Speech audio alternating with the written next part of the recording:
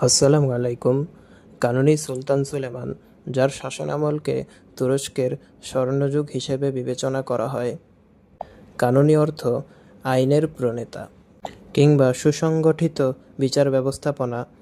সুসংগঠিত বিচার ব্যবস্থাপনায় তিনি ছিলেন খুবই আগ্রহী এবং মনোযোগী, যার কারণে তিনি কানুনী সুলতান সুলেমান নামেও পরিচিত।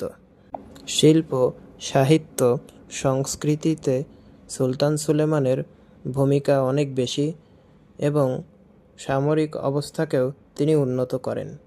কিংডম অফ হাঙ্গেরিকে পরাজিত করা সুলতান সুলেমানকে জনপ্রিয় করে তোলে, যার মাধ্যমে অটোমান সাম্রাজ্যের শক্তির পরিচয় পায় এবং পারস্যেও তিনি অভিযান চালান এবং পারস্যের থেকে ইরাকও তিনি নিয়ে নেন, যার মাধ্যমে অটোমান সাম্রাজ্য আয়তনে অনেক বেশি বৃদ্ধি পায়।